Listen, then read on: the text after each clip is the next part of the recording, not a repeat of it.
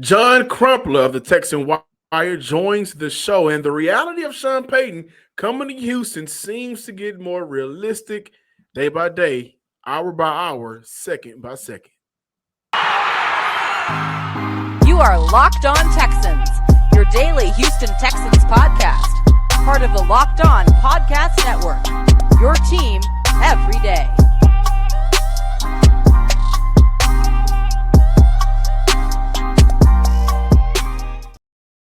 Welcome, everybody, to a Wednesday episode of the Locked On Texans podcast, a part of the Locked On Podcast Network, your team every day. Today's episode is brought to you by Bet Online.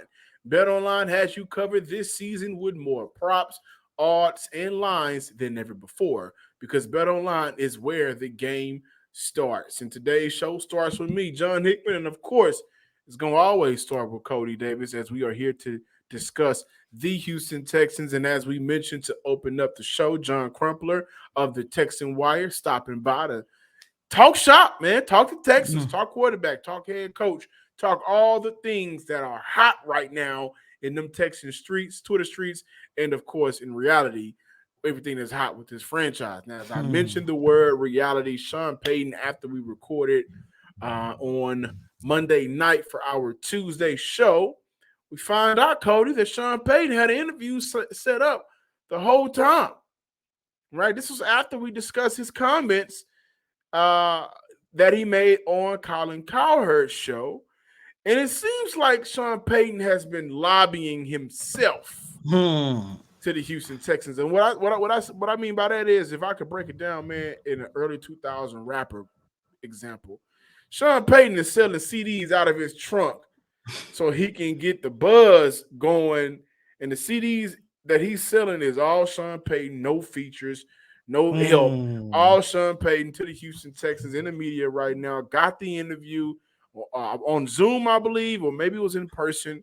But there's a running joke that Hannah McNair is the person that's really behind the scenes running things right now. And that running joke is for a reason, but it does seem like the optimism is real. The reality of Sean Payton coming to the Houston Texans and being their next head coach is strong, is highly likely.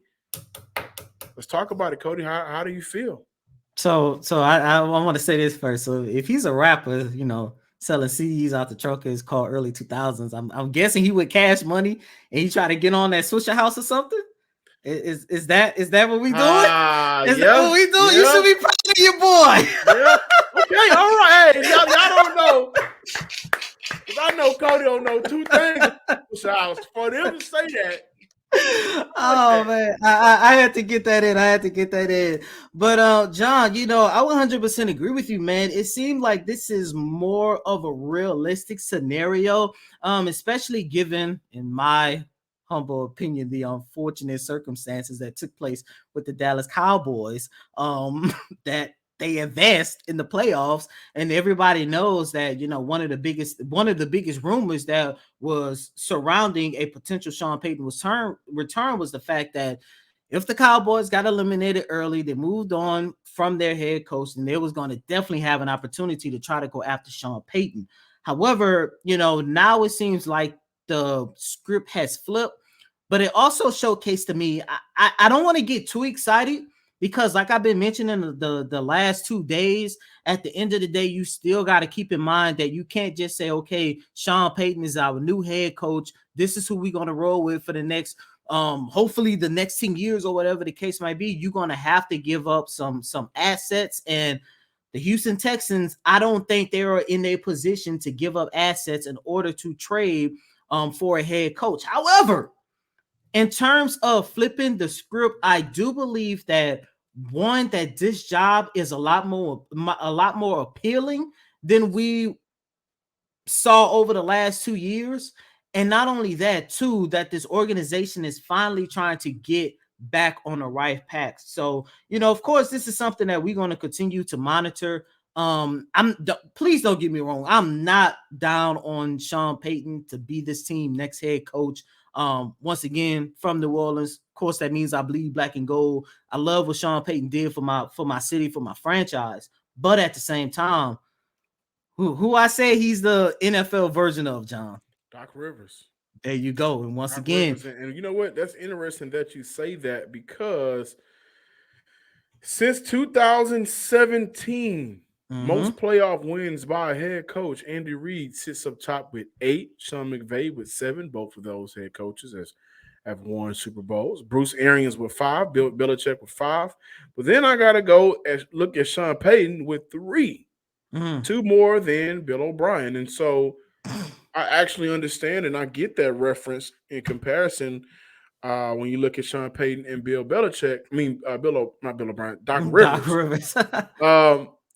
But you know what makes his job much more appealing this year than it did the past 2 seasons? When we look at last year's draft, who was the first player taken? Trevon Walker. Trevon Walker. Defensive end. Second player, Hutch, a defensive end. Third player, we know here in Houston, Dick Stingley. A cornerback, a defensive end, a tackle, an offensive lineman, a wide receiver, an offensive lineman, wide receiver, I know where you're going. wide receiver, defensive tackle, safety, offensive lineman. So what I'm getting, a quarterback wasn't drafted until the 20th overall pick, and that quarterback was Kenny Pickett. What I'm getting at is whether it's Sean Payton, whether it's Ben Johnson, whether it's Mike Kafka, whether it's Shane Steichen or D'Amico Ryans, or we look at the defensive coordinator from the Denver Broncos, Ejiro Evero, whether it's any of those coaches, they have the opportunity to really select from the cream of the crop of top quarterback prospects in this year's draft. And I think that makes all the difference in the world, which is why I really do see why and understand it, why Sean Payton has been lobbying himself. And as the days have started to pass, we've seen him in the media more open, kind of put himself out there by saying, hey, Houston, I'm open. All you have to come do is get it done contractually on both sides in terms of working with Mickey Loomis and then getting it done with me personally to bring me in town. And I'll go out there and get the quarterback that I believe should be this franchise future quarterback, and I can work with it. So when we look at Sean Payton out here in the media right now, it makes sense. It makes sense why a lot of guys may have passed upon his job last year, simply because if I'm a new head coach coming into a very new situation, what is one thing that we all believe? If I'm new, then I want to bring my new and I want to draft new, and rolling with Davis Mills as your starting quarterback last season just ain't how you probably want to start off your young coaching career here for the Houston Texans. And so, again, I bring it back to why we are seeing Sean Payton and why we are seeing some of these hotter names, but specifically Sean Payton, because he has an opportunity to get the quarterback he wants and mold that quarterback the way he sees fit for the future. And hopefully it may be with the Houston Texans. Tonight's episode is brought to you by Ultimate Football GM. You've heard me talk about this mobile game app, and I can't tell you how much fun I've been having competing against my fellow Locked On NFL hosts. It's your turn to get in on the game and compete. Listen, if you've ever dreamed about becoming an NFL GM and managing your own football franchise, well, your dream can come true in this game. Is definitely for you. You can manage every strategic aspect of your team, playing through the season and lead your team to glory, trying to build a dynasty. With the Ultimate Football GM, you're responsible for controlling the destiny of your franchise by doing some of the simple yet difficult things like hiring right coaches and coordinators, trading players, making draft picks, and navigating your franchise through free agency and the draft and all of the ups and downs of a season. All of this in a challenging, realistic game world. Ultimate Football GM is completely free and playable offline, play on the go as you want, when you want to. So our Locked On Texan listeners, we got something for you. Get a 100% free boost to your franchise whenever you sign up and use promo code Locked On in all caps in the game store. That's Locked On in all caps, so make sure you check it out today. To download the game, just visit ultimate-gm.com or look it up in the app stores. That's ultimate-gm.com. The Ultimate Football GM game, your dynasty starts today. Welcome back in, Locked On Texans listeners and viewers out there. So it is the off season, and in the off season, Cody and I traditionally like to take some time off, but we love to get people on the show, and who better than get on this show than John Crumpler, Texan Wire, who has been covering the Houston Texans for what 2 years now, 2 seasons now. I think this is year 4. Believe Year it or not. 4, Yeah, covering the crazy. Houston Texans. Year 4 for all of us, I think. Is it 2019? Yeah. Put it like this, John C, because we got 2 Johns on the pod. But John C, you had one solid season of covering this team when it was good, huh? And it's been downhill ever I since. barely wrote that year. It was my senior year of college. I think I wrote like 10 articles all season. So, of course. Well, John Crumpler, y'all know him from Texan Twitter, who has, in my opinion, has dropped some amazing knowledge, some good insight, and has really been one of the forward thinkers and correct thinkers of the entire, Texas fan base, or however you want to put it. But welcome to the Locked On Texas podcast. John, it's been a while. We are super excited to have you on today's show, man. John, thank you for having me. I'm excited to talk with you and Cody. There's a lot going on, and for once, a lot that's actually pretty exciting and positive to talk about with this team. It's as good as I felt about them in probably since last year's draft. Yeah, it's kind of funny. The Houston Texans, in terms of excitement, has been very seasonal. In the last couple of years, the season of excitement has been where it ain't nothing going on for the team in terms of playing football. It's been all off season. And as of right now, John, Sean Payton, Ben Johnson, Shane Steichen, Mike Kafka, who Brian Daboll said will not be accepting or going through any interviews this week. The defensive coordinator, Ijaro Evero, I hope I'm saying his name right, correctly, from the Denver Broncos. It's Sean Payton. So many great names out there. This is the time of the year where we look at the last 2 years, we may say to ourselves, well, the Texans cannot get it wrong, but they've done it in the past 2 seasons. Mm-hmm. Now it is a clear, different feel, and I think a lot of us are more optimistic than what we've been in the past. In your opinion, out of all of those great names, who should be the Houston Texans' next head coach and why? And John, it's hard not to be more optimistic than we were in the past. I pulled out an article today, I think roughly a year ago. Joe Lombardi, the Chargers' now fired offensive coordinator, and Hines Ward were interviewing with the team on the same day for this job. And a year later, we jump forward, and like you said, all these great candidates. I think my personal favorite going into the cycle and still now would be the San Francisco 49ers defensive coordinator, DeMeco Ryans. I think DeMeco Ryans has been the hottest coordinator on the market. He was one of them last year, and he is once again. What he does there and just the variability in their game plan and getting the most out of their defensive line talent, I think is excellent. I think this team needs a culture reset, and DeMeco brings that. I think he brings instant credibility, both amongst the league for what he's been able to do in San Francisco, but also with the fan base who is trying to convince the team, or the team's trying to convince the fan base to care again. And I think he checks so many boxes. You'll be able to get the most out of Christian Harris, Jalen Petrie, Derek Stingley. I'd like a forward thinker at head coach, and I've been very impressed with what DeMeco Ryans has done in San Francisco and would love to bring some of those concepts here. I would like to know your opinion about Sean Payton. Because at one time when we first heard that the Texans was going to flirt with Sean Payton or whatever, it seemed like a long shot. It seemed like he was actually setting himself up to get to Dallas. Unfortunately, they won their playoff game, so it seemed like that might be out the question now. But every single day is starting to seem like Sean Payton is more of a realistic opportunity for the Houston Texans. With that being said, as you know, the Texans are going to have to give up a little bit of that draft capital. Do you think Sean Payton will be a good fit here? And not only that, would you feel comfortable with the Texans giving up assets, knowing that at the end of the day, this is still a rebuilding team that has a lot of holes to fill?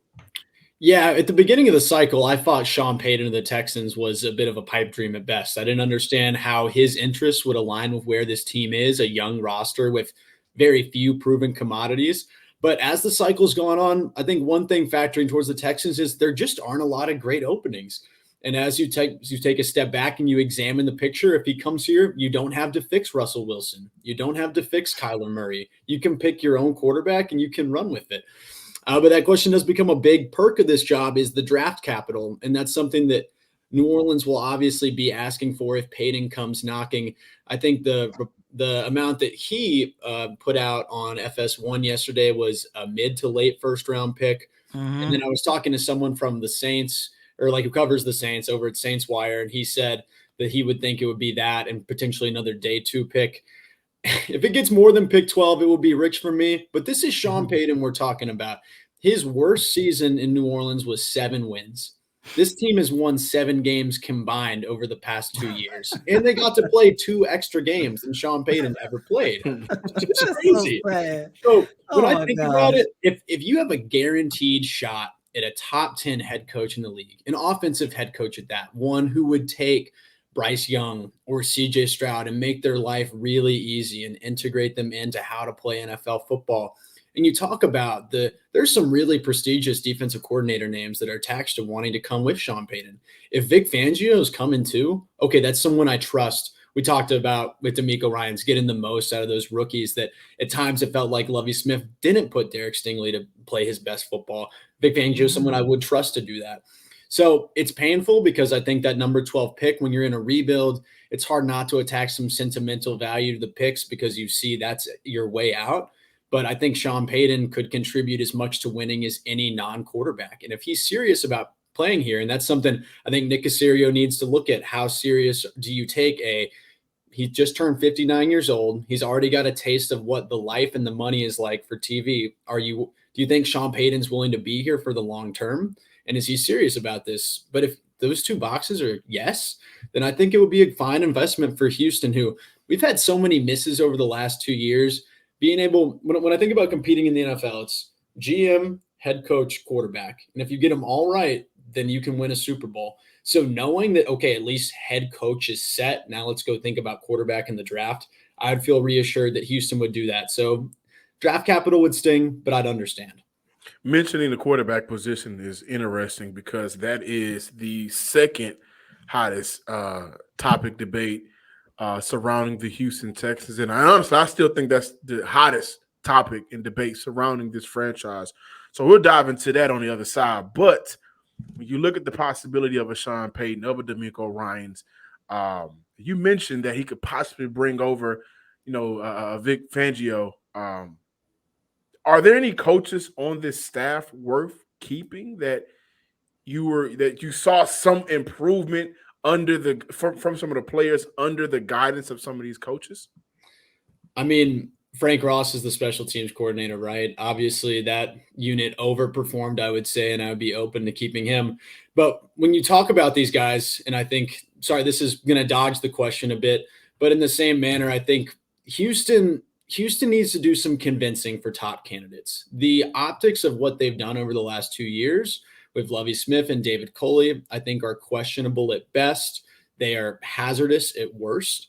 And you need to say, hey, you're going to be safe here, and this is your job. I think it's well documented. Nick Caserio might have interfered with Jonathan Gannon's staff hiring process that prevented him from securing that hire last year. So if you go at this again, I would say, there are guys who improved, but what it might take to land these top coordinators whether that's D'Amico Ryans or Ben Johnson or a guy like Sean Payton, is saying, hey, go ahead, clear staff, bring your guys, because we're willing to give you everything that you need to succeed.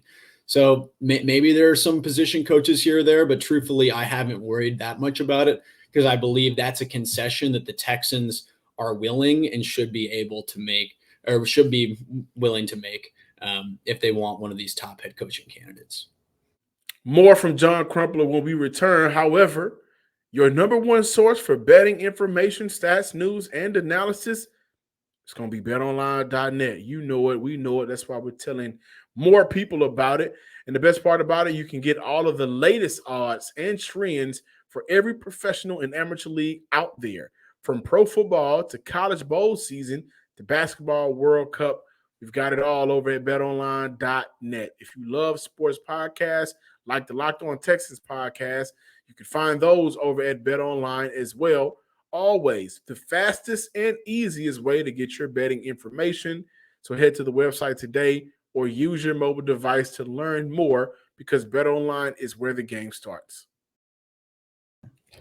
Welcome back in, ladies and gentlemen, to this Wednesday installment of Locked On Texans. John, before we start talking about quarterbacks, as someone who analyzed this team and has done so over the last 4 years, that like you said, I do want to get your thoughts on this being somewhat of a new day with this franchise. We thought we was gonna have a new day with this franchise last year with the hiring of Lovie Smith. Boy, they sold that lie to us pretty good.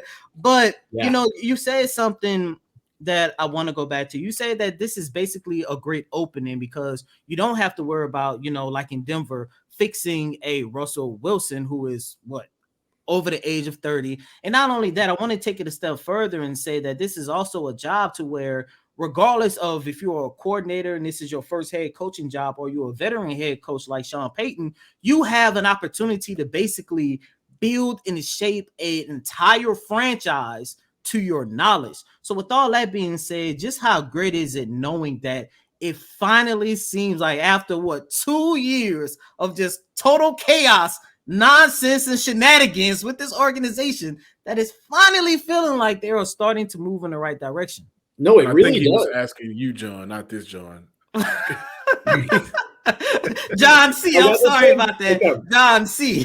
And it's been a multi-step process, though, to get here, because let's talk about why this is attractive now and why it wasn't attractive then. So 2 years ago, there was no young foundational talent on this team. There was no franchise quarterback. Deshaun Watson was about to sit out the year. And there was no draft capital. Your first pick, I think it was 68, the pick that ended up being Davis Mills. Mm-hmm. Okay, you fast forward a year. There is still no young foundational talent.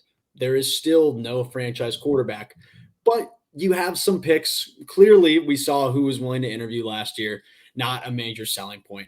But you fast forward and you combine that with a weak cycle in 2023, and this is what we're looking at. Coaches see, okay, Jalen Petrie just had 146 tackles.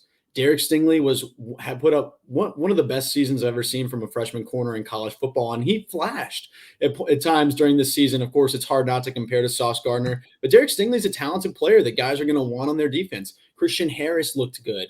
There are pieces. And then finally, with that number 2 overall pick, which thank you, Davis Mills, for converting the only 4th and 20 of the entire NFL season against Indianapolis.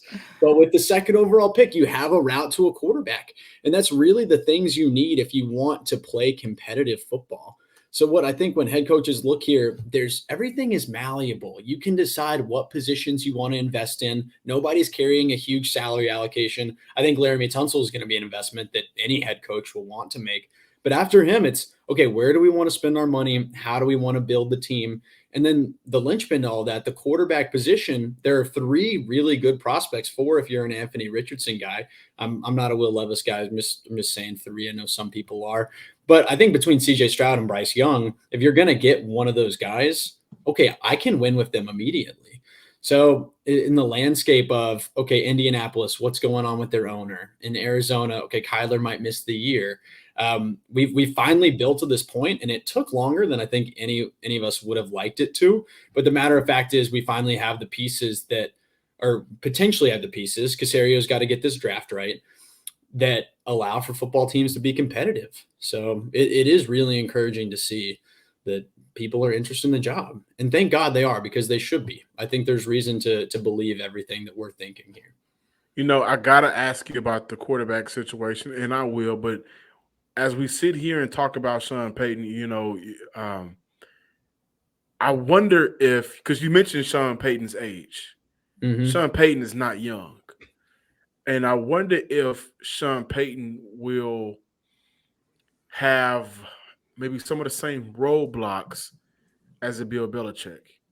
What I mean by that is, right, this year we've seen Bill Belichick, and over the course of 20 plus years of him coaching, we've seen Bill stick by his guys through thick and thin, through good and bad. And it hasn't, as of late at least, it hasn't necessarily worked out for the better as I look at Matt Patricia and Joe Judge being offensive coordinators and play callers for the New England Patriots.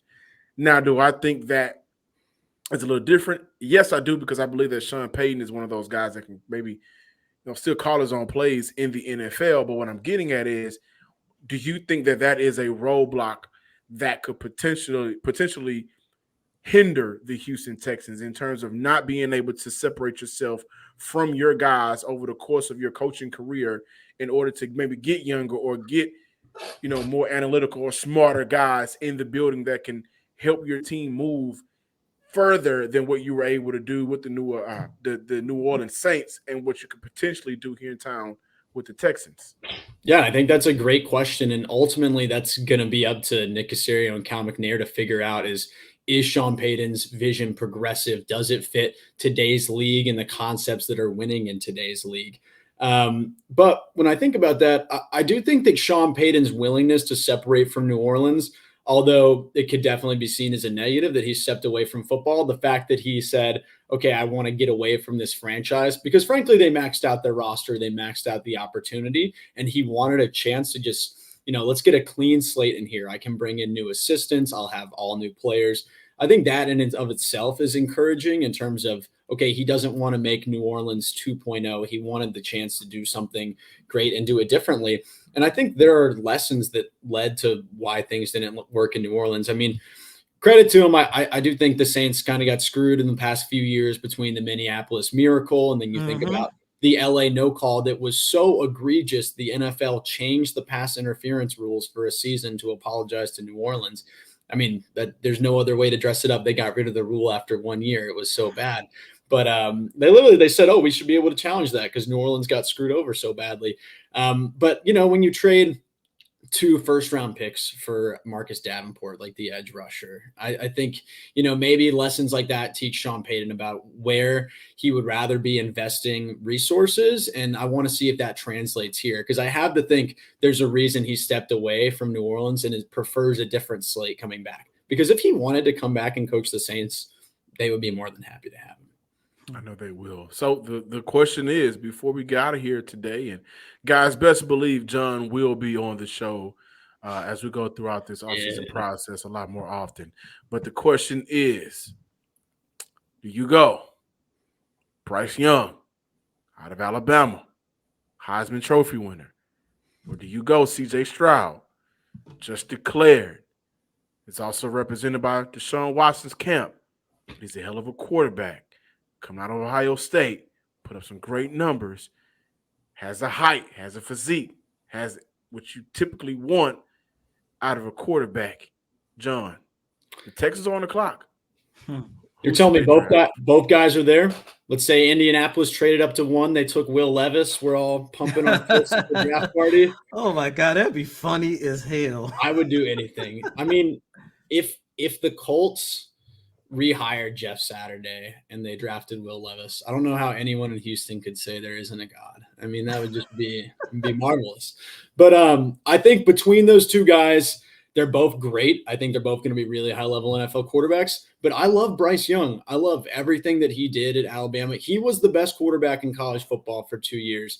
He ran an offense with a lot of NFL concepts at a really high level. And what he did this year, so we talk about when he won the Heisman in 2021, he was playing with 2 NFL receivers, John Mechie, who we're excited to see in the Battle Red this season, and of course, Jameson Williams, who I believe his only 2 plays for the Lions this year were 40-plus yard gains. So we knew what kind of talent he was playing with. But he comes back this year, and I believe Jahmyr Gibbs, the running back, leads the team in receptions. That is the offense that Bill O'Brien decides to trot out around his Heisman-winning quarterback. And he looks fantastic. He protects the ball. The big thing about Bryce is going to be his size, but he doesn't play in a way that opens himself up. He doesn't open himself up to a lot of shots. He knows he's not Kyler Murray. He knows he doesn't have elite speed, and he protects himself in that way. And then when we talk about how he extend plays, where he places balls, everything that you could want in his game, the accuracy, the poise, especially the anticipation, he just knows where his receivers are going to be. When you worry about short quarterbacks, you think about, do they see the middle of the field? That's not a problem for Bryce. He is so massively the exception. And I generally hate the exception. I love telling people on Twitter all the time, the exception is not the rule. It is a bad thing to chase. But Bryce Young, I feel like he's that guy. I've been doing some homework. He did a 13-episode podcast series with Colin Cowherd last year, the Bryce Young podcast. And they said, who do you think you play like? And he compared himself to Steph Curry.